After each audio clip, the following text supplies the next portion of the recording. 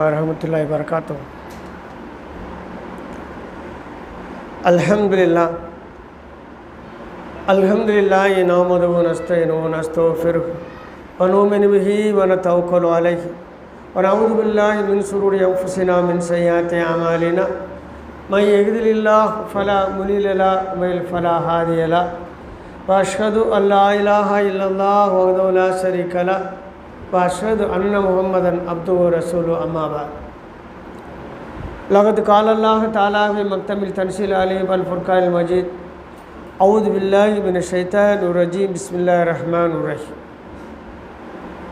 யா அய்யுஹன் நாஸ் இத்தகூ ரப்பக்கும் அல்லதீ ஹலகக்கும் மின் நஃப்ஸின் வாஹிதா வ ஹலக மின்ஹா ஸௌஜஹா வபஸ்ஸ மின்ஹுமா ரிஜாலன் கஸீரன் வ நிஸாஅ வத்தகுல்லாஹ அல்லதீ தஸாலூன பிஹி வல் அர்ஹாம் இன்னல்லாஹ கான அலைக்கும் ரகீபா. யா அய்யுஹல்லதீன ஆமனு இத்தகுல்லாஹ ஹக்க துகாத்திஹி வ லா தமூத்துன்ன இல்லா வ அன்தும் முஸ்லிமூன். அல்லாஹும்ம ஸல்லி அலா முஹம்மதின் வ அலா ஆலி முஹம்மதின் கமா ஸல்லைத அலா இப்ராஹீம வ அலா ஆலி இப்ராஹீம இன்னக ஹமீதும் மஜீத். அல்லாஹும்ம பாரிக் அலா முஹம்மதின் வ அலா ஆலி முஹம்மதின் கமா பாரக்த அலா இப்ராஹீம வ அலா ஆலி இப்ராஹீம இன்னக ஹமீதும் மஜீத். அளப்பெரும் கருணையாளன் அல்லாஹ்வினை போற்றியவனாக புகழ்ந்தவனாக இந்த வாராந்திர பெண்களுக்கான குர்ஆன் வகுப்பினை ஆரம்பம் செய்கின்றேன். அன்புக்குரிய சகோதரிகளே, அருமை சகோதரர்களே, அல்லாஹ்வினுடைய மாபெரும் கருணையினால் நாம் எல்லாம் அல்லாஹ்வினாலும் அவன் தூதரினாலும் இதுதான் நேர்வழி, இதுதான் அல்லாஹ்வினால் ஒப்புக்கொள்ளப்பட்ட, அல்லாஹ்வினால் தேர்வு செய்யப்பட்ட மார்க்கம் என்று தெளிவாக அறிவித்த பின்னரும் மனிதர்களில் பலர் அதை ஏற்க மறுக்கின்றார்கள். ஏற்றுக்கொண்டவர்கள் கடைசி வரையிலே அந்த பாதையிலே பயணிப்பதிலிருந்தும் தவறிவிடுகின்றார்கள். இன்றைக்கி நாம் பார்க்க போகிறது யாரை பார்க்க போகிறோம்னா, அல்லாஹ்வோட மார்க்கத்தை ஏற்காதவங்களை பற்றி பார்க்க போகிறதில்லை. ஏற்றுக்கொண்டு அதிலிருந்து வழி தவறிடுறாங்க இல்லையா, அவங்க எந்த இடத்துல ஏன் தவறுனாங்க, எப்படி தவறுறாங்க அப்படிங்கிற விஷயத்தை மாத்திரம் பார்க்க போகிறோம். அல்லாஹ் ரப்புல் ஆலமீன் பொதுவாக ஒரு எச்சரிக்கையை ஒன்று கூறுகின்றார். வத்தபிஉ அக்ஸன மா உன்சில இலைக்கும் மின் ரப்பிக்கும் மின் கப்லி ஐ யக்தீக்குமுல் அதாப் பஅத தௌவ அன்தும் லா தஷ்உரூன். அல்லாஹ் ரப்புல் ஆலமீன் கூறுகின்றான், நீங்கள் அறியாத விதத்தில் திடீரென உங்களிடம் வேதனை வரும். அதற்கு முன்னரே உங்கள் இறைவனால் உங்களுக்கு அருளப்பட்ட அழகானவற்றை பின்பற்றுங்கள் என்று அல்லாஹ் ரப்புல் ஆலமீன் ஒரு உபதேசத்தை எச்சரிக்கையாக நமக்கு தெளிவுபடுத்துகின்றார். இப்போ அல்லாஹ்வுடைய மார்க்கம் இந்த பூமியிலே வந்துவிட்டது. அதில் ஏற்றுக்கொண்டு இருக்கின்றார்கள், ஏற்றுக்கொள்ளாதவர்கள் இருக்கின்றார்கள். ஆனால் ஏற்றுக்கொண்ட மனிதர்கள் எல்லாருமே இறுதி வரையிலே அந்த மார்க்கத்திலே நிலைத்திருந்து அல்லாஹ்வினுடைய வேதனையிலிருந்து தப்பி அல்லாஹ்வின் அருளுக்குரியவர்களாக அவர்கள் தொடர்வதிலே கவனம் செலுத்தாமல் விட்டுவிடுகிறார்கள்.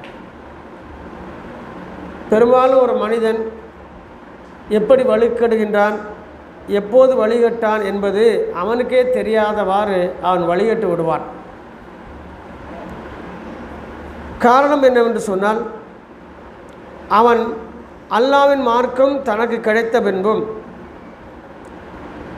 அதை சரியான முறையிலே கற்றுக்கொண்டு பின்பற்றாமல் உலக விஷயங்களிலே அதிகமான கவனம் செலுத்தி அல்லாஹ்வின் மார்க்கத்தை பின்பற்றுவதில் அவன் தவறி விடுவான்.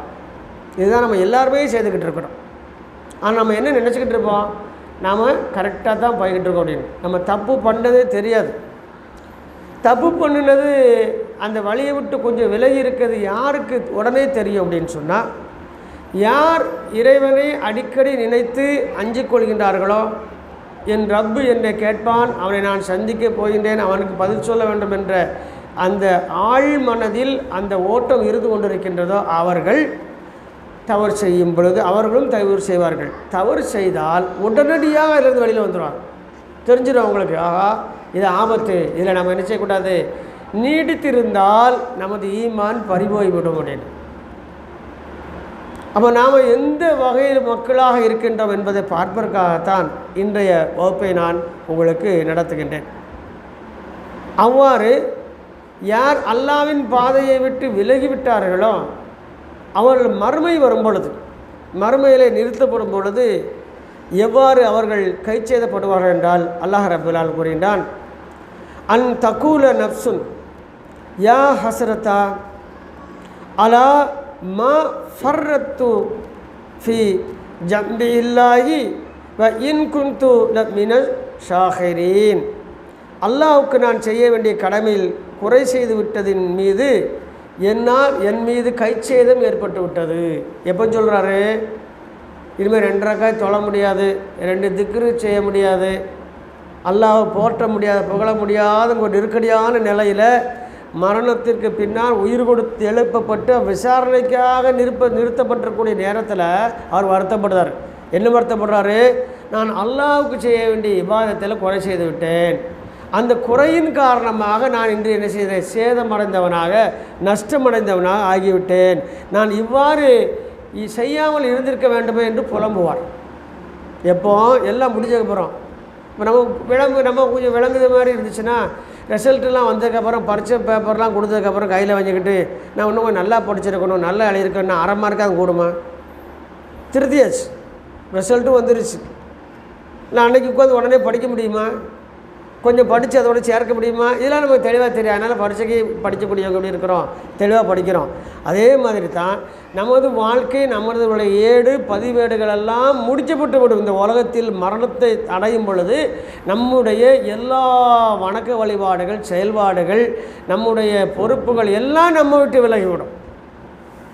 நம்ம அது வரைக்கும் ரொம்ப சின்சியராக ஒர்க் பண்ணிக்கிட்டு இருக்க கம்பெனி, அதனுடைய பொறுப்பு, நம்ம குடும்பம், நம்மளுடைய உறவு எல்லாம் நம்ம விட்டு சென்றுவிடும்.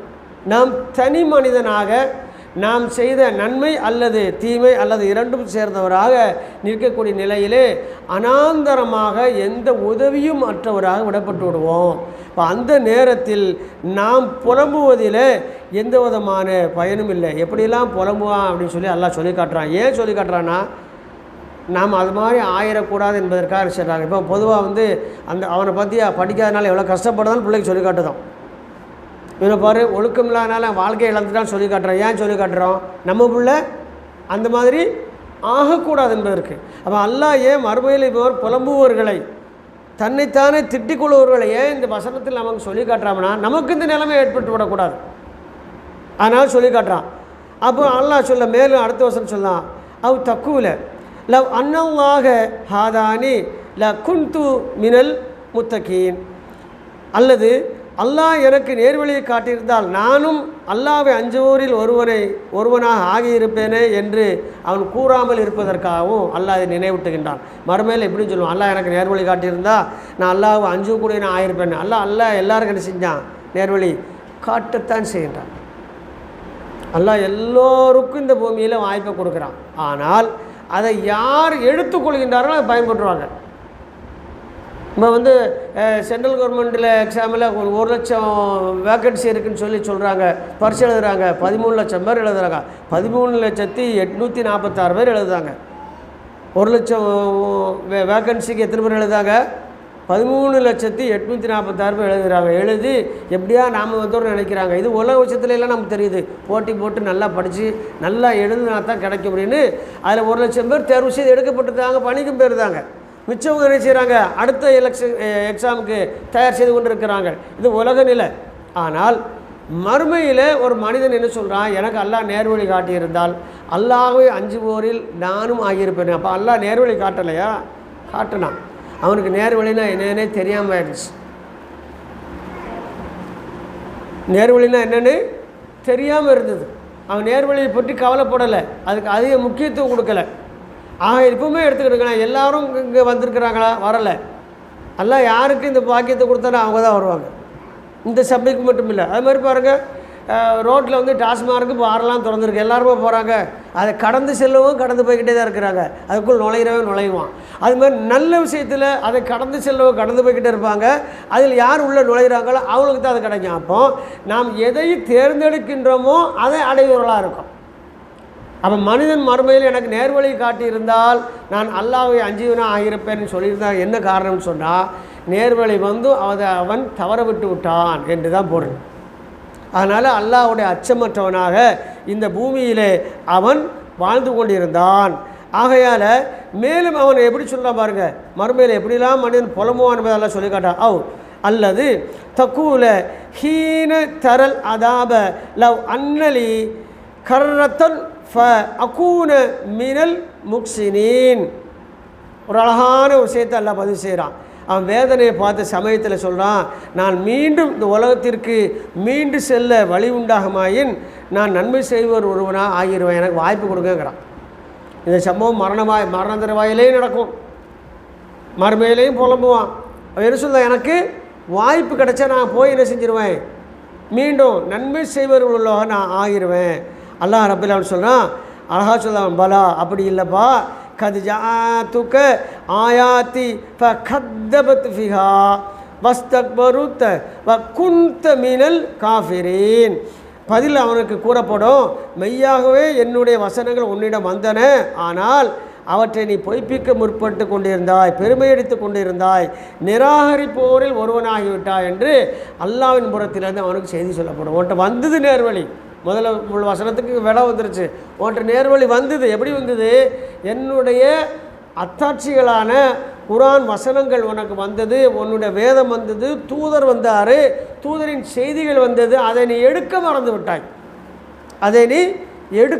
விட்டாய், அதனால் இன்றைக்கி என்ன செய்கிற, புலம்பிக் கொண்டிருக்கின்றாய். இப்போ ஒரு சில விஷயங்கள் உங்களுக்கு நான் ஞாபகப்படுத்துகிறேன். என்ன அப்படின்னா, 25 வருடங்களுக்கு முன்னால் என்னோடு பயணித்த, இந்த ஏகத்துவத்தில் பயணித்தவங்க நீ நிறையா பேர் எங்களில் இல்லைன்னா மௌத்தாவில் கொள்கையில் இல்லை. நான் வாரம் ஊருக்கு போகும்போது கூட அவங்களாம் பார்ப்பேன். அன்றைக்கி கூட ஒரு பையன் ஆரம்பத்தில் நம்மளோட தோளோடு நின்று தொழுத பையன் எப்படி இருக்கிறான்னு சொன்னால், டீ வாங்கிக்கிட்டு இந்த கையில் சிகரெட்டை பற்ற வச்சு தனியான குடிச்சிட்டு இருக்கான். தொழுகையும் இல்லை, திக்ரும் இல்லை, ஒன்றும் இல்லை. அவன் எங்கே தவறுனா, எங்கே மாறுனா அப்படின்னு சொன்னால், இந்த உலக விஷயத்துக்கு கொஞ்சம் முக்கியத்துவம் கொடுத்தான். நல்லா விளங்கிடுங்க, உலகத்தில் சம்பாத்தியம் பண்ணுறது தப்பு கிடையாது, பணம் செய்வது தப்பு. மனைவி மக்களுக்கு நாம் தானே கொடுக்கணும், உடன் பிறந்த சொந்த பந்தங்களுக்கு அவங்க கஷ்டப்பட்டாங்க நாம் தானே கொடுக்கணும். அதனால் பணம் இருந்தால் தான் அவங்களுக்கு உதவி செய்யணும், அதிலெல்லாம் தப்பு இல்லை. ஆனால் அதை எதை விட முற்படுத்திடக்கூடாது, ஈமானுடைய கொள்கையை விட அதுக்கு முக்கியத்துவம் கொடுத்துடக்கூடாது. கொடுத்தால் எப்போ அதை விட்டு விலகணும்னு நமக்கு தெரியாது. நிறைய பேர் அதான் சொல்ல, கண்ணில் பார்க்கும்போது அவ்வளோ வேதனையாக இருக்குது. தொழுகை கூட இல்லாமல் நிலைமைக்கு ஆகிட்டாங்க. ஒரு இடத்துல ஃபஜரில் நேரத்தோடு ஆரம்ப காலத்தில் பள்ளி கட்டப்படாத காலம், இது போன்ற வீடுகளை வாடகைக்கு வாங்கியிருக்க நேரத்தில் நம்மளோட நின்று பாங்கு சொல்கிற நேரத்திலேயே குறிப்பிட்ட சகோதரர்கள் அங்கே பாங்கு சொல்லும்போது வருவாங்க, நினச்சிவாங்க நம்ம உறுதியாக இருக்கணும் தொழணும்னு சொல்லி. கடைசி பள்ளி கட்டப்பட்டவரை பார்த்தா அவங்கள போய் ரோட்டில் நிற்காங்க. இவங்க இடையில் என்ன நடந்துச்சு? பள்ளி இல்லாத நேரத்தில் நாம் உறுதியாக இருக்கணும் இன்னும் மக்கள் பள்ளி கட்டி பிரம்மாண்டமானதுக்கப்புறம் அங்கே பாங்கு சொல்லப்படுது, இக்காமத் சொல்லப்படுது, தொழுகை நடக்கு, பள்ளிக்கு வெளியில் இல்லை, வெளியில் வந்தோம்னா எங்கே நிற்கிறாங்க? அவங்க டீ கடையில் தேநீர் அருந்திய நிலையில் புகைப்பிடித்தவர்களாக நின்று கொண்டு இருக்கின்றார்கள் என்றால் எங்கே அவங்களுக்கு பிரச்சனை வந்துன்னு சொன்னால், அல்லாஹ்வுடைய மார்க்கத்திற்கு கொடுக்க வேண்டிய முக்கியத்துவத்தை அவர்கள் கொடுக்காம உலகத்திற்கு அவங்க முக்கியத்துவம் கொடுத்ததுனால சிதறிவிட்டார்கள். இது யாருக்கெல்லாம் நடக்கும்னா எல்லாருக்குமே நடக்கும். ஆனால் நல்ல மனிதர்கள் அல்லாஹ்வினால் யார் தேர்வு செய்யப்பட்டு உறுதியாக இருப்பார்கள் அவளை அல்லாஹ் தேர்வு செய்வான். அவர்களுக்கு அதுபோன்ற சூழ்நிலை வரும்போது அல்லாஹ் உணர்த்திடுவான், வேண்டாம் நீ இதில் போனால் நீ திசை மாறிடுவாய் என்று உள்மனதில் நம்மோடு நமக்காக நியமிக்கப்பட்ட வானவர்கள் மூலமாக செய்தி நமக்கு வந்துடும். அப்போ அந்த செய்திகள் வரும்பொழுது நம்ம என்ன செய்யணும்? அதை ஏற்றுக்கொள்ள வேண்டும். சைத்தானும் நமக்கு செய்தி சொல்லுவான், இதுதான் நம்ம சம்பாத்தி பண்ணக்கூடிய நேரம், ஒரே தொழுகை பள்ளின்னு கிடந்துடாத அம்பா போயிடுவேன் அப்படின்னு சொல்லுவான். அதை எடுத்துக்கொண்டால் அங்கே போயிடுவோம், இதை எடுத்துக்கொண்டால் இங்கே வந்துடுவோம். இது எல்லாருக்குமே நடக்கும். அப்போ நாம் என்ன செய்யணும்? சீர்திருத்தி கொள்ள வேண்டும். தாத்த பைனுக்கும் அஸ்லிஹு, அல்லாஹ் சொல்லலாம், நீங்கள் உங்களுக்கிடையில் சீர்திருத்தத்தை ஏற்படுத்திக் கொள்ளுங்கள். சஹாபாக்களுக்கு சொல்கிறான் அல்லாஹ், நீங்கள் உங்களுக்கிடையில் என்ன செய்யுங்க? சீர்திருத்தத்தை ஏற்படுத்தி கொள்ளுங்கள். சீர்திருத்தம்னா என்ன அப்படின்னு சொன்னால், இன்றைக்கி உலகத்தில் சீர்திருத்தம்னு சொல்லி எதை சொல்லிக்கிட்டு இருக்கிறாங்க? புரட்சிகரமான கருத்துக்களை என்ன செய்கிறாங்க? சீர்திருத்த திருமணம், சீர்திருத்த கல்யாணம், எப்படி அதை ரொம்ப பிரம்மாண்டப்படுத்துறது. இவங்க வித்தியாசமான ஆட்கள், சீர்திருத்த கொள்கைகள். இது இன்னும் உலகத்தில் சொல்லப்படுறது சீர்திருத்தம் இல்லை.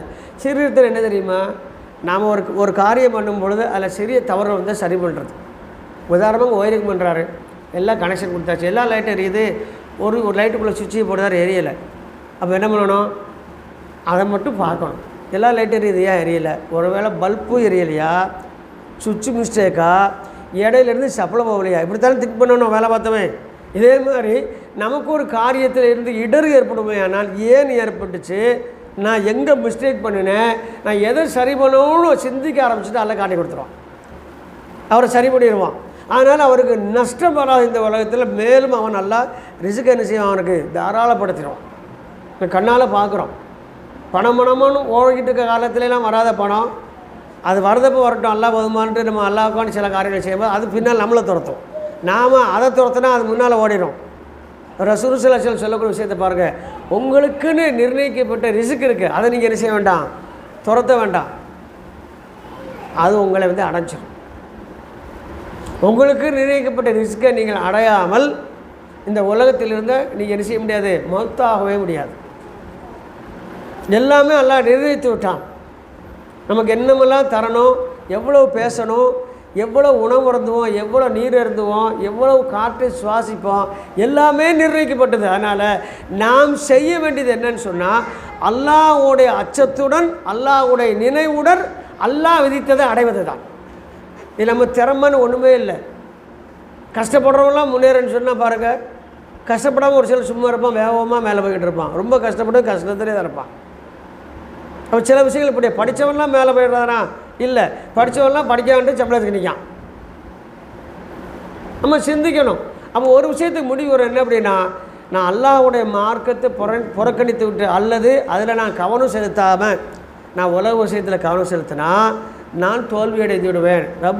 என் ரப்பு எனக்கு விதித்தது நிச்சயமாக என்னை வந்து அடைந்தே தரும். அதை நான் எப்படி நான் அடையணும், அல்லாஹ்வுடைய அருளுடன் கூடிய ரிஸ்க்காக இருக்கணும். ரிஸ்க்கு எல்லாருக்குமே கிடைக்கும், நல்லவங்களுக்கு கிடைக்கும், கெட்டவங்களுக்கு கிடைக்கும். நல்லவங்களுக்கு எதோடு சேர்ந்து கிடைக்கும், அல்லாஹ்வுடைய அருளுடன் அந்த ரிஸ்க்கு கிடைக்கும். அதுதான் பரக்கத்து இருக்கும். அல்லாஹ்வுடைய அருள் இல்லாமல் ரிஸ்க்கு மாத்திரம் வந்து அடைந்தால் என்ன இருக்காது, பரக்கத்தே இருக்காது. ரொம்ப கஷ்டப்படுவோம். நம்ம நினச்சிக்கிடுவோம், நிறைய பெரிய பெரிய பணக்காரங்கள்லாம் பெரிய லெவலில் சந்தோஷமாக ஒன்றுமே கிடையாது. நம்ம வாழ்ந்த வாழ்க்கை தான் உலகத்திலேயே சிறந்த வாழ்க்கை. யாருக்குமே படுத்தா தூக்கம் வராது. பெரிய பெரிய போஸ்ட்டில் இருக்கிறவங்க, பெரிய பணக்காரங்க, பெரிய பொறுப்பில் இருக்கிறாங்கள அரசியலில், அவங்களுக்கெல்லாம் ஒன்று மது இருந்தவனும் இல்லை தூக்கு மாத்திரை போடணும், அந்த சூழ்நிலை இருக்கா. ஒரு சில பேர் தான் அதுக்கு விதிவிலக்கு. அவங்க யாருன்னா, என்ன நடந்தாலும் பார்த்துக்கலாம், நான் உறுதியாக இருப்பேன் இருக்கவும் உறுதியாக இருப்பாங்க. அல்லது உலகத்திற்காக ஓட வேண்டியவங்களுக்கு பூரா அல்லாஹ் முதல்ல பறிப்பது தூக்கத்தை பறிச்சிடுவான். நம்மளாம் அப்படி படுத்த என்ன செஞ்சதும் ஒரு 10 நிமிஷத்தில் தூங்கிடுறோமா இல்லையா? 10 நிமிஷத்தில் நம்ம தூங்கிடுறோம். இது எத்தனை கோடியை தலைமாட்டில் வச்சாலும் தூக்கம் வருமா? தூக்கமே வரலான்னு சொல்லிட்டு கேஷ் எடுத்துகிட்டு வந்து ஒரு 10 கோடி ரூபா அடுக்கி வச்சுட்டு பக்கத்தில் பெட்டை போட்டு படுத்தா தூக்கம் வருமா? வராது. இப்போ தான் குறையவும் இருக்க தூக்கமும் போயிடும் தலைமாட்டில் பணத்தை வச்சு படுத்தா. அதனால் தூக்கத்தை கூட நாம் என்ன செய்ய முடியாது, காசு கொடுத்து வாங்க முடியாது. அல்லாஹ்வுடைய அருள், அந்த சுக்குன் இருந்தால் தான், மன நிம்மதி இருந்தால்தான் இந்த பூமியில் நம்மால் வாழ முடியும். ஆகையால் இந்த பூமியில் யார் அல்லாஹ்வுடைய திருப்பொருத்தத்தை, அல்லாஹ்வுடைய அருளை தொலைத்து விட்டார்களோ அவர்கள்தான் மறுமையில் நின்று என்ன செய்வாங்க, புலம்பக்கூடியவர்களாக இருப்பாங்க. அதனால தான் அல்லாஹ் சொல்லுதான், உன்னிடம் என்னுடைய வசனங்கள் ஓதி காண்பிக்கப்பட்டது, உன்னிடம் என்னுடைய வசனம் வந்தது, என்னுடைய வேதம் வந்தது, என்னுடைய வழிகாட்டுதல் வந்தது, நீ அதை பாராமுகமாக கண்மூடித்தனமாக இருந்தாய். ஆகையால் நீ இந்த நாளில் புலம்புவை தவிர வேறு ஒன்றுமில்லை. ஏனென்றால் உதவி செய்வதற்கு நாளில் அல்லாஹ்வை தவிர வேறு யாரும் இல்லை. அல்லாஹ் உங்களுக்கு இன்றைய உதவி மறுத்து விட்டான். ஃபகத் அக்ஸைத்தஹு வமா லாலிமீன மின் அன்சார். அல்லாஹ் யாரை நரக நெருப்பிலே புகுத்தி விட்டானோ, நரகவாதி என்று முடிவு கட்டி விட்டானோ அவனுக்கு உதவியாளர்கள் யார்? அல்லாஹ் ஒரு கேள்வி கேட்குறான். இம்ரானில் கடைசி வரக்கூடிய வருஷங்களில் அல்லாஹ் கேட்குறான், அல்லாஹ் வந்து உங்களை நரகத்துக்குன்னு சொல்லி முடிவு பண்ணி தீர்ப்பு எழுதுனதுக்கு அப்புறம் உங்களுக்கு யாரால் அப்போ உதவி செய்ய முடியும்? இந்த உலகத்தில் என்ன செய்யலாம், நம்ம பணத்தை அள்ளி இறச்சி கேஸிலிருந்து வெளிவிடலாம், நமக்கு பதிலாக இன்னொருத்தரை கொண்டு குற்றவாளி ஆக்கலாம், இது நிறைய தகுதித்த வேலைகள் செய்யலாம் இந்த உலகத்தில். ஆனால் மறுமை நாளில் விசாரணையும் தீர்ப்பும் மிக துல்லியமாக இருக்கும். விசாரணையும் தீர்ப்பும் துல்லியமாக இருக்கும். எந்த அளவுக்கு துல்லியம் அப்படின்னா அல்லாஹ் சொல்கிறாங்க, உங்களுக்கென்று நியமிக்கப்பட்ட வானவர்கள் பதிவு செய்யாமல் நீங்கள் எந்தவித வார்த்தையும் உங்கள் நாவிலிருந்து வெளியில் போகாது. இது குர்ஆன் வசனத்தில் இருக்குது. அல்லாஹ் சொல்லலாம், உங்களுடைய வார்த்தைகளை கூட பதிவு செய்து நினைச்சிருக்கேன், வானவர்களை ஏற்படுத்தியிருக்கேன்னு. அதை தாண்டி ஒரு விவரம் நமக்கு அல்லாஹ் ஒருத்தர் சொல்கிறாங்க, மறுமை நாளில் தன்னுடைய ஏடை வேங்கி விரிக்கும் பொழுது மனிதனை ஆச்சரியப்படுவான். எப்படி போடுவான்னா, நான் சொன்னதை பதிவு செஞ்சிருந்தா சரி, நான் நினச்சதையும் பதிவு செஞ்சுருக்கேன், நான் மனசில் நினச்சதெல்லாம் என்ன செஞ்சுருக்கதில்ல பதிவாயிருக்கு. இன்னும் அல்லாஹ் ஒரு செய்தி சொல்லாங்க, நீங்கள் வார்த்தைகளாக அல்லாமல் வாயுக்குள் முனைஞ்சு கொண்டிருப்பதையும் உங்களுக்கு நியமிக்கப்பட்ட வானவர்கள் பதிவு செய்து விடுவார்கள்.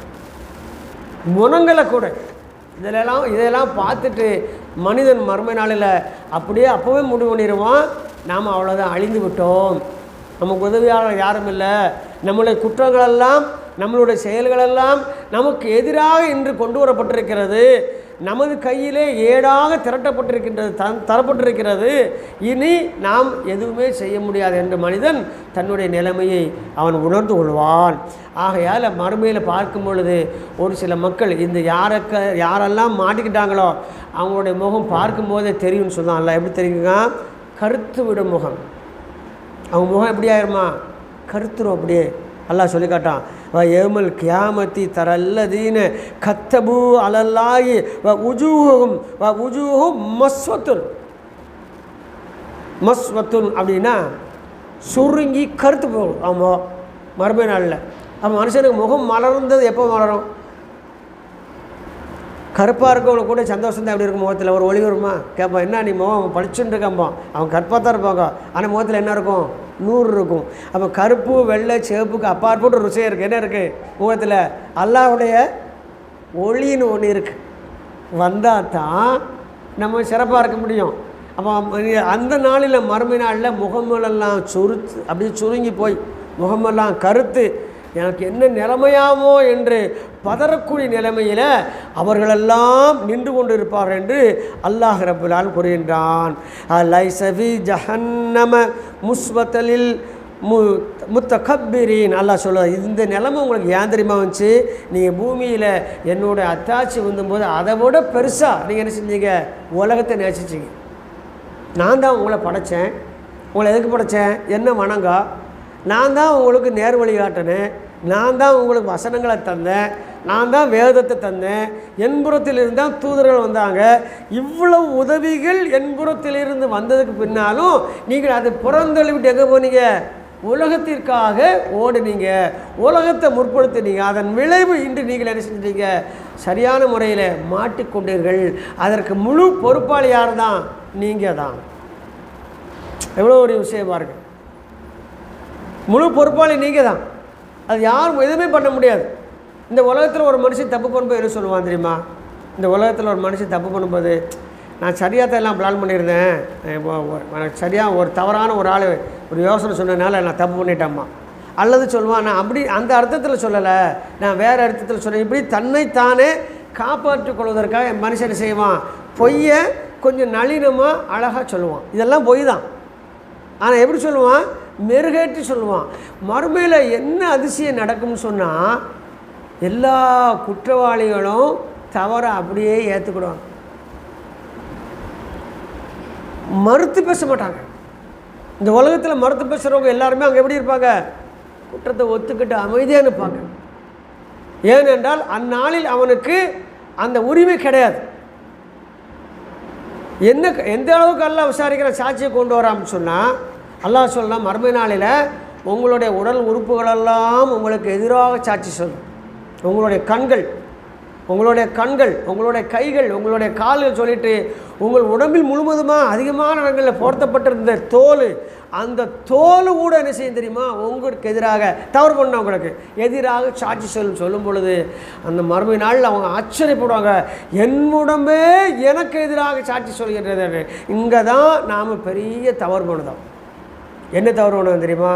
நான் கேட்குறேன், இப்போ இவர் என்னை அடித்தார், எனக்கு வலிச்சது, நான் என்ன செய்ய திரும்ப அடிப்பேனா? அப்போ எனக்கு சப்போர்ட் பண்ணி அடித்தது எது? என்னுடைய கை. அப்போ என்னுடைய கை என் வலியை ஏற்படுத்துகிறாங்க. அவரை அடித்த கை ஏங்க எப்படி மறுமையில் எனக்கு எதிராக சாட்சி சொல்லும்? சிந்திக்கணும்ல. கொஞ்சம் சொல்லுங்கள் எனக்கு. இங்கே 10 பேர் வந்தாலும் அப்படி சண்டை போடுறதுக்கான இந்த கை காலன்னு செய்து சுழண்டு விளையாடுது, கையில் அடக்கு அதெல்லாம் வச்சு தாக்கி நம்மளை காப்பாற்றுது. நம்ம மறுமையிலும் காப்பாற்றாமல் நமக்கு எதிராக எப்படி சாட்சி சொல்லணும்? என்ன காரணம்? கொஞ்சம் சிந்திச்சிட்டீங்கன்னு சொன்னால் நம்ம இங்கே உறவு சரி பண்ணிக்கலாம். இந்த கையங்கால் நம்ம இல்லை, நமக்கு தரப்பட்டதும் இல்லை. இந்த கையங்காலதும் நம்ம நான் யாரை சொல்கிறேன்? கண்ணாடியில் தலையை சொல்லிக்கிட்டு இந்த உருவத்தை பார்த்தா நான் சொல்கிறேன், அப்படித்தான் சொல்கிறோம். அது உண்மையானட்டா இல்லை. இந்த உருவத்துக்குள்ளே உள்ளே இருக்க ரூஹ் ஆத்மான்னு சொல்கிறோம் இல்லையா, அதுதான் நான். எனக்கு அல்லாஹ் இந்த பூமியிலே சில காரியங்கள் செய்வதற்காக, நான் உயிர் வாழ்வதற்காக எனக்கு ஒரு உடம்பு வேணும். நம்ம ருக்கு செய்யணும். எப்படி செய்யணும்? உடம்பு இல்லாமல் ருக்கு செய்ய முடியுமா? ஒளி மாதிரி இப்படியே ருக்கு செய்ய முடியுமா? அப்போது இந்த உலகத்தில் பேசணும், நாக்கு வேணும், சாப்பிடணும், வாய் வேணும், செரிக்கணும், சாப்பிட்டது போகிறதுக்கு இறைப்பை வேணும், செரிக்கணும், பார்க்கறதுக்கு கண்ணு வேணும். இப்படி எல்லாமே நமக்கு அல்லாஹ் தந்து என்ன சொல்கிறான்? எனக்கு நீ நன்றி செலுத்தணும். ஆமாம், ஹலகத்துல் ஜின்னி இன்ஸ லில்லாஹி லியஅபுதுன். அல்லாஹ்னு சொல்லுதான், நான் ஜின்னையும் மனிதனையும் படைச்சதுக்கு என்ன வணங்கு தவிர யாரும் இல்லை. அப்போ முதல் நோக்கம், அல்லாஹ் படைத்ததனுடைய முதல் நோக்கம் என்னது தான்? அல்லாஹ் வணங்குறது தான். கடைசி நோக்கம் அல்லாஹ் வணங்குறது தான். ஒரே நோக்கம்தான். அல்லாஹ் நம்மளை படைச்சதுக்கு எத்தனை நோக்கம்? ஒரே நோக்கம்தான். அதுக்கு நோக்கம் என்னது? அல்லாஹ்வை நம்ம வணங்கணும். வணங்குறதுக்கு எனக்கு என்ன தேவை? உடம்பு தேவை. உடம்பு வந்தால் பசிக்கும், உடம்பு மானத்தை மறைக்க ஆட வேணும். நான் பேசுகிறதுக்கு எனக்கு என்ன செய்யணும்? எனக்கு மனைவி மக்கள் வேணும், ஏன்னா இருக்கிறதுக்கு வீடு வேணும், போர்த்துவதற்கு போர்வை வேணும். இப்படி எல்லாமே தேவைப்படும். எனக்கு எல்லாம் தந்து முடிச்சிட்டான். அப்போ எல்லாத்தையும் வாங்கிட்டு என்ன செய்யணும்? எங்கே தப்பு போடணும்னு இப்போ கரெக்டாக தெரியும் பாருங்க. இப்போ நீங்கள் ஒரு கம்பெனியில் பெரிய உயர் பதவியில் இருக்கிறீங்க, அப்படி நினச்சிக்கோங்க. நீங்கள் ஒரு கம்பெனிலேருந்து ஒரு ஆளை வெளிநாட்டுக்கு அனுப்புகிறீங்க, துபாய்க்கு அனுப்பி அங்கே ஒரு பிஸ்னஸ் கான்ஃபரன்ஸுக்கு கலந்துக்கிட்டு நம்ம கம்பெனிக்கு அந்த பிஸ்னஸ் வரணும், அந்த கான்ட்ராக்ட் நமக்கு வரணும், அனுப்புகிறப்போ அவருக்கு என்ன செய்வோம்? நம்ம கம்பெனிலேருந்து என்ன போட்டு கொடுப்போம்? விசா எடுப்போம்ல, டிக்கெட்டு போகிறதுக்கு வரதுக்கு எடுப்போமா, அங்கே போய் தங்குறதுக்கு சாப்பாடு எல்லாம் சேர்த்து கொடுத்துருவோம். கொடுத்த உடனே அந்த ஆள் எங்கே போகிறாரு? துபாய்க்கு போகிறாரு. நம்ம கொடுத்த டிக்கெட்டில் அந்த டிக்கெட்டு பிளேட் எத்தனை மணிக்கோ அதில் ஏறி கரெக்டாக போகிறாரு, அங்கே போய் இறக்குறாரு. நம்ம ஏற்கனவே புக் பண்ண ஹோட்டலில் தங்குறாரு, அங்கே உள்ள சாப்பாடை சாப்பிடுதாரு, எல்லாமே செய்கிறாரு. திரும்பவும் அதே பிளேட்டில் வந்து ரூமு வெக்கேட் பண்ணிவிட்டு இங்கே வந்து சேர்ந்துட்டாரு. வந்த உடனே எல்லாம் போன காரியம் என்னாச்சுன்னா, ஐயா நான் அதை மறந்துட்டேனாங்க. என்ன செய்வோம்? கொஞ்சம் நியாயமாக பதில் சொல்லுங்க. என்ன செய்வோம்? நீ அப்படியே செருப்பை கையில் எடுத்துகிட்டு ரோட்டில் போட்டு மாட்டிக்கிட்டு வீட்டுக்கு ஓடிடணும். கோவம் வருதா? போன பிற சொல்லுவான், அயோக்கிய பயா, இவனை ஒரு வேலைக்கு அனுப்புனா அங்கே சொகுசு வாழ்க்கை நடத்திட்டு வந்திருக்கிறான், இவனை மாதிரி ஒரு கேடு கட்டவனா இவன் பார்த்ததே இல்லை. ரொம்ப மனசு ஆதங்கப்படுமா இல்லையா? ஆனால் அல்லாஹ்வுக்கிட்ட போக வேண்டிய அவசியம் இல்லை. என்ன செய்வான்? நீ நன்றி கேட்டா போனேன், நான் சொன்ன வேலை செய்யலையா, தங்க மாட்டாங்க, போ செருப்பு தீட்டு வெளியிலலாம் போக வேண்டாம், அப்படி ஓரமாக லெஃப்ட் சைடாக அப்படி ஒதுங்கி போய் நரகத்தில் உட்காருன்றான். முடிஞ்சு வச்சு. அல்லாஹ் நமக்கு சொன்னது ஒரே ஒரு வேலை. என்ன வேலை? அல்லாஹ்வை வணங்கணும், அல்லாஹ்வை வணங்கணும். அதை தவிர இந்த பூமியில் அல்லாஹ் தந்ததை எல்லாத்தையும் நான் அனுபவிச்சிட்டேன், அதை நான் செய்யலை அப்படின்னா அப்போ நான் உண்மையிலேயே ஒரு நியாயமான யோக்கியனா சிந்திச்சு பார்க்கணும். எவ்வளோ அயோக்கியத்தனம் இது! இதை விளங்கி கொள்ளாதனால சமுதாயம் எப்படின்னா, நான் அந்த பூமிக்கு வந்தது வீடு கட்டத்தான், அந்த பூமிக்கு வந்து கார் ஓட்டத்தான், இந்த பூமிக்கு வந்து ஜாலியாக இருக்கத்தான், இந்த பூமிக்கு வந்து மது இருந்தது தான், பொம்பளையில் கூட நான் நல்ல உல்லாசமாக இருக்கத்தான், சீட்டு விளையாடத்தான், இல்லை நான் வந்து அப்படி போனேன் இப்படி போனேன்னு சொல்லி பெரிய பெரிய பொறுப்புகளெல்லாம் போகத்தான்னு சொல்லி செய்கிறான். எல்லாத்தையும் அவன் நினைத்து கொண்டு வாழுகின்ற மனிதன், என்ன படைச்சவன் யார், ஏன் படைச்சான்னு ஒரு கேள்வியை கேட்டிருந்தா அல்லாஹ் கண்ணு முன்னால் கொண்டு நிறுத்தியிருப்பான். உன்னை படைச்சது எனக்கு நீ வந்து என்ன செய்யணும்? அடிபணிவதற்குத்தான், என்னை வணங்குவதற்குத்தான். அந்த நிலையில் நீ என்ன செய்ய? இந்த பூமியில் ஓடு, சம்பாத்தியம் பண்ணிக்க, சந்தோஷமா இரு, நல்லா சாப்பிடு, நல்லா ஆடையை எடுத்து பெரிய பெரிய மாளிகை கட்டிக்க, பிரச்சனை இல்லை, எல்லாம் உனக்கு தரேன். ஆனால் முதல் வேலை உனக்கு என்னது தான்? என்னை வணங்குவது தான். இந்த இடத்துல தான் நாம் எல்லாருமே தப்பு பண்ணுறோம். அப்போ 5 வக்து கூட நம்ம தொழுவதற்கு அல்லாஹ்வுக்கு ஒதுக்க முடியலன்னு சொன்னால், அப்போ நாம் இந்த பூமியில் பாரமாக இருக்கின்ற வழிய நாம் யார் இல்லை? உண்மையான நேர்மையானவர்களாக இல்லை. அதனால தான் மறுமை நாளில் விசாரணையில் அல்லாஹ் என்ன செய்தாலும் முதல் கேள்வி என்ன கேட்பான்? தொழுகையை பற்றி கேட்பான். அல்லாஹ் ஒருத்தர் சொல்லித்தராங்க, மறுமை நாளின் விசாரணையில் முதல் கேள்வி தொழுகையை பற்றி தான். ஏன் தெரியுமா? தொழுதுட்டா கரெக்டாக ஒரு மனுஷன் இந்த பூமியில் இஸ்லாம் தெரிஞ்ச நாளில் இருந்து, அவனுக்கு அல்லாஹ்வை தெரிஞ்ச நாளிலிருந்து அவன் சரியான முறையில் தொழ ஆரம்பிச்சிட்டா தொழுதுட்டு மட்டும் இருக்க மாட்டான். தொழுகையாளி எப்படி ஆயிடுவாங்க? ஒரு தொழுகையாளி ரமலான் நோன்பு வைக்காமல் இருப்பாரா? ஒரு தொழுகையாளி ரமலான் மாதம் வருது நோன்பு வைக்காமல் இருப்பாரா? ஆட்டோமேட்டிக்காக வைப்பார். ஒரு தொழுகையாளி வசதி வந்துருச்சு ஹஜ்ஜுக்கு போகாமல் இருப்பாரா? ஒரு தொழுகையாளி அல்லாஹ் 5 ஒன்றா இருக்கார், பக்கத்து வீட்டில் ரொம்ப கஷ்டப்படுறாங்க, கண்டுக்கிடாமல் போவாரா? சொந்த பந்தங்களை பேணாமல் இருப்பாரா? அப்போ தொழுகை என்பது என்ன அப்படின்னு சொன்னால், அல்லாஹ்வுக்கு நமக்கு இடையில் உள்ள தொடர்பை ஏற்படுத்தி தரும். அந்த தொடர்பின் மூலமாக மற்ற எல்லா இபாதத்துகளும் செய்து கொண்டே வரணும். அதனால் தொழுதா மட்டும் சொர்க்கம் பெறுமா அப்படிங்கிறது நிலைமை இல்லை. அதுக்கு அர்த்தம் அது இல்லை. தொழுதா மட்டும் வேறு ஒன்றுமே செய்ய வேண்டாம் அப்படிங்கிறதுலாம் இல்லை. தொழுகிறான் ஒரு மனுஷன், ஜக்காத்து கொடுக்க மாட்டேன்னு மறுக்கிறான், அவன் இஸ்லாத்தை விட்டு வெளியில் போயிடுவான். வக்கீமு சலாவா ஆத்து சக்கா அல்லாஹ் முதல்ல பாடம் நடத்துகிற என்ன சொல்கிறான்? அலிஃப் லாம் மீம் தாலிகல் கித்தாப் லா ராய்ப ஃபீஹி ஹுதலில் முத்தகீன். அந்த முத்தகீன் எப்படிப்பட்டவங்க? அல்லதீன யுகீமூன கைப், மறைவான விஷயத்தை என்ன செய்வாங்க? நம்பிக்கைக்குள்ள ஒரு அதனால் என்ன செய்வாங்க? வக்கீமு சலாத்த ஆத்து சக்கா மிம்மா ரசக்கனாகவும் இன்ஃபிகோன். அவர்கள் தொழுகை நிலைநாட்டுவார்கள், அல்லாஹ் கொடுத்தவற்றிலிருந்து அழகிய வழியில் செலவு செய்வார்கள். வரிசையாக அல்லாஹ் என்ன செஞ்சான் சொல்லிகிட்டே வரான். சொல்கிறதில்ல, முதல்ல எதை தான் சொல்கிறான்ல?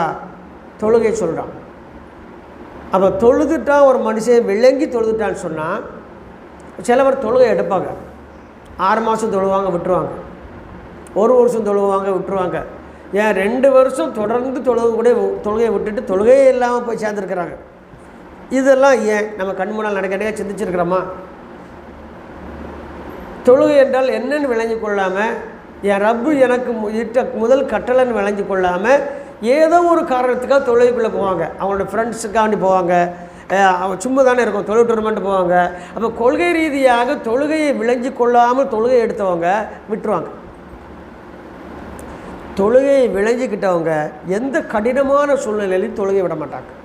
இது ரெண்டுக்குள்ள வித்தியாசம்தான் இது. உங்களுக்கே தெரிஞ்சு தொழுகிறதுக்கிட்ட இருந்தவங்க தொழாமல் போகிறவங்க எவ்வளோ தூரம் இருப்பாங்க. ஏன் அப்படி நம்ம என்ன செய்யணும்? அதை நினச்சிருக்கணுமா இல்லையா? அதெல்லாம் ஆய்வு செய்யணுமா இல்லையா? அப்போ இதே மாதிரி தான் இந்த உலகத்தில் நாம் செய்யக்கூடிய நற்காரியங்கள் இருக்குது. நமக்கு நன்மை தரக்கூடிய நற்காரியங்கள்லாம் இருக்கும். அதில் நம்ம என்ன செய்வோம்? திடீர்னு வேகமாக செயல்படுவோம், திடீர்னு அதை என்ன செய்வோம்? அப்படியே மெதுவாக சுலோவாகவும் அப்புறம் விட்டுட்டு போயிடுவோம். விட்டுட்டு போகிறது நமக்கு தெரியாது. விட்டுட்டு போகிறப்போ நல்ல காரியத்தை விட்டுட்டு போகும்போது நமக்கு அது உணர்வு. அல்லாஹ் சொன்னான், நீங்கள் உணராத வகையில் இதெல்லாம் நடந்துடும். அதுக்கு எல்லாம் இன்னும் அழகாக சொல்ல தெரியுமா? யுஹாதிவூன் அல்லாஹ வல்லதீன ஆமனும் வலா யஹ்தவூன இல்லா அன்ஃபுஸஹும் வமா யஷூரூன். முனாஃபிகளை பற்றி சொல்லும்போது சொல்லி காட்டுதான், இவர்கள் அல்லாஹ்வை ஈமான் கொண்டவர்களையும் ஏமாற்ற நினைக்கின்றார்கள், ஆனால் உண்மையிலேயே அவர்கள் தங்களை தாங்களே ஏமாற்றி கொண்டிருக்கிறார்கள், ஆனால் இவர்கள் அதை உணர்வதில்லை. உணர முடியாது. ஒரு விஷயத்தை உணர்றதுக்கு என்ன இருக்கணும்?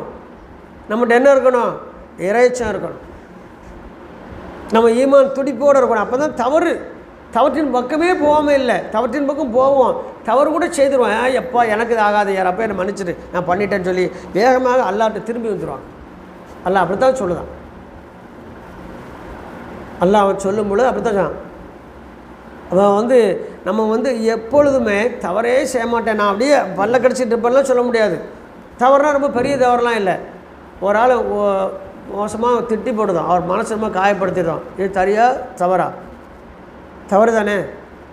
அதுக்கு என்ன செய்யணும்? உடனே மனசு வருந்துட்டு மனிதன் சம்மந்தப்பட்ட காரியத்தில் மனிதன்கிட்டே மன்னிப்பு கேட்கணும், அல்லாஹ்கிட்டே மன்னிப்பு கேட்கணும். அல்லாஹ் என்ன சொல்லலாம், மனிதருக்கு மனிதர்கள் விஷயத்தில் அது சம்மந்தப்பட்டவர் மன்னிக்காத வரைக்கும் நான் என்ன செய்ய மாட்டேன், மன்னிக்க மாட்டேங்கிறான். அவன் நாம் பெரும்பாலும் எதில் பொடுவோக்காக இருப்போம் தெரியுமா? மனிதர்கள் சம்மந்தப்பட்ட விஷயத்தில் நம்ம பொடுவோக்காக இருப்போம். இவட்ட போய் நான் இதுக்கு மன்னிப்பு வைக்கணும், அன்னைக்கு மட்டும் என்ன கேள்விலாம் கேட்டால் அன்னைக்கு கேள்வி கேட்டதுக்கு அல்லாஹ் அவளை கேட்பான், பதிலுக்கு பதில் என்ன ஆகாது, இது முறையாகாது. அப்போ என்ன செய்யணும், நாம் செய்த தவறுக்கு நாம் பொறுப்பேற்றுக் கொள்ளக்கூடிய அந்த நற்பண்பு நம்மள்கிட்ட வரணும். இதுதான் பண்புகளில் உயர்ந்த பண்பு. அவங்க 1000 சொன்னாலும் சரி, நான் சொன்னது தப்பு, அது என்னை மன்னிச்சுக்கமான்னு சொல்லிட்டா அவளுக்கு மனசு, அந்த பெண்ணுக்கு என்ன செய்யும் மனசு, அன்றைக்கி நம்ம அவ்வளோ திட்டமே நாம் வந்து கேட்கலையே, அந்த அம்மா வந்து நம்மகிட்ட வந்து ரொம்ப வருத்தம் தெரிவிச்சுட்டு போச்சு சொல்லிட்டு அது வந்து நம்மகிட்ட என்ன செய்யும், வருத்தம் தெரிவிக்கும். நாம் செய்யக்கூடிய நற்செயல் அவங்க நற்செயல் செய்ய வைக்கும். இப்போ நிலைமை பார்த்தீங்கன்னு சொன்னால் 2 பேருக்குமே நன்மையின்பால் வந்துட்டீங்க, 2 பேருமே ரசிச்சிட்டோம், நன்மையின்பால் வந்துட்டோம். இது போல தான் இந்த உலகத்தில் எப்போமெல்லாம் நம்ம தவறு செய்கிறோமோ, தவறின் பக்கம் செல்கின்றோமோ, அப்போவெல்லாம் சுதாரித்து கொள்ள வேண்டாம், அதிலிருந்து விடுபடுவதற்கு. இது யாருக்கு சாத்தியப்படும், அல்லாஹ்வோடு தொடர்பில் இருந்து கொண்டே இருப்பவர்களுக்கு சாத்தியப்படும். இதுதான் இஸ்லாத்தில் கிடைக்கக்கூடிய மிகப்பெரிய ஒரு அற்புதம். இன்றைக்கி உலகத்தில் அல்லாஹ் வணங்குறதுக்குன்னு சொன்னால் ஹஜ்ஜு உம்ராவை தவிர வேறு எதுக்குமே நமக்கு என்ன தேவையில்லை, பணம் தேவையில்லை. ஹஜ் உம்ராவை தவிர வேறு எதுக்குமே பணம் தேவையில்லை. ஆனால் அல்லாஹ்வுக்கு இணை வைப்பதற்கு இந்த உலகத்தில் பாருங்கள் எத்தனை கோடிகள் செலவாக்கப்படுது. அல்லாஹ்வுக்கு இணை வைப்பதற்கு எவ்வளவு கோடிகள் செலவாக்கப்படுது, எவ்வளோ உணவுப் பொருட்கள் வீணாக்கப்படுகிறது, எவ்வளோ விஷயங்கள் எல்லாம் இந்த பூமியில் அல்லாஹ்வுக்கு எதிராக செய்யப்படுகிறது. ஆனால் அல்லாஹ் நம்ம என்ன செஞ்சுருக்கிறான், நன்மை செய்ததுக்கு செலவே இல்லாமல் அது உதாரணமாக அஸ்ஸலாமு அலைக்கும் சொன்னால் எத்தனை நன்மை சொல்லியே தரல யாரும், 10 நன்மை. அஸ்ஸலாமு அலைக்கும்னா 10 நன்மை, அலைக்கும் சலாம் சொன்னால் 10 நன்மை அவருக்கு, ரஹ்மத்துல்லா அலைக்கும் சலாம் ரஹ்மத்துல்லான்னு சொன்னால் 20 நன்மை, அலைக்கும் சலாம் ரஹ்மத்துல்லாஹி பரக்காத்துன்னு சொன்னால் 30 நன்மை. இப்போ தம்பியை பார்த்துட்டு அஸ்ஸலாமு அலைக்கும் ரஹ்மத்துல்லாஹி பரக்காத்துஹு அப்படிங்க, சரி அலைக்கும் சலாம் ரஹ்மத்துல்லாஹி பரக்காத்துஹு 30 எழுதியாச்சு, முடிஞ்சு வச்சு. என்ன செலவாச்சு? சினிமா பாட்டு படிக்கிறோம், கதை வசனம் பேசுகிறோம், டிவியை பார்க்குறோம், அரசியல் பேசுகிறோம், எவ்வளோ நன்மை அடைச்சிருக்கோம். இதுக்கு நன்மை உண்டா? ஒற்றை சலாம் 10லிருந்து 30 வரை. அதெல்லாம் ஒருத்தர் சொல்லுவாங்க, குர்ஆனை ஓதுங்க ஒரு எழுத்துக்கு 10 நன்மை. அலிஃப்லாம் மீம் என்பது ஓர் எழுத்து நான் கூற மாட்டேன், அது எத்தனை எழுத்து? 3 எழுத்து. அலிஃப் ஒரு கருப்பு, அடுத்து லாம் 1 மீம் 1. அப்போ இதுக்கு உங்களுக்கு எத்தனை நன்மைன்னு சொல்லுவாங்க அடுத்த 30 நன்மை. இப்போ நம்ம எத்தனை வசனம் நம்ம பேசுகிறோம், எத்தனை வசனம் கேட்டுக்கிட்டு இது வந்து நிகழ்ச்சி நடந்துக்கிட்டு இருக்கீங்களா, இது பூரா நமக்கு என்னது, வருமானம் வந்துக்கிட்டு இருக்கு. பேச என்னது, மீட்ரு ஓடிக்கிட்டு இருக்குது. இதுக்கு முன்னால் இருக்கவங்க, பின்னால் இருக்கவங்க, உதவி செய்தவங்க. இப்போ நீங்கள்லாம் இல்லைன்னா ப்ரோக்ராம் நடக்குமா? ஒரு கேள்வி. இப்போ நீங்கள்லாம் உட்காந்து கேட்டுக்கிட்டு இருக்கீங்க, யாருமே இல்லை, இந்த ப்ரோக்ராம் நடத்த முடியுமா? முடியாது. நீங்கள் எல்லாம் வந்துட்டீங்க, இதுக்கு ஏற்பாடு பண்ணுறது எந்த ஏற்பாடும் இல்லை, நடக்குமா? நீங்கள் எல்லோரும் சரியாக இருக்கியா, யாருமே பேசுறது நடக்குமா? அப்போ நம்ம இது ஒரு கூட்டு முயற்சி.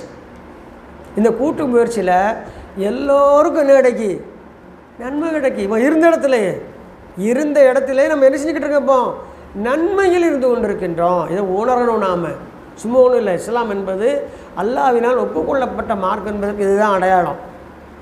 ஒது செய்து விட்டு அல்லாஹ் ஒருத்தர் சொல்கிறாங்க, ஒருவர் வீட்டில் ஒது செய்து விட்டு அந்த ஒதுவோடைய பள்ளியில் வந்து 2 ரக்காய் தொழுது விட்டு அமர்ந்து விட்டால் அவர் உம்ரா செய்ததற்கான நன்மையை அடைந்து கொள்வார்.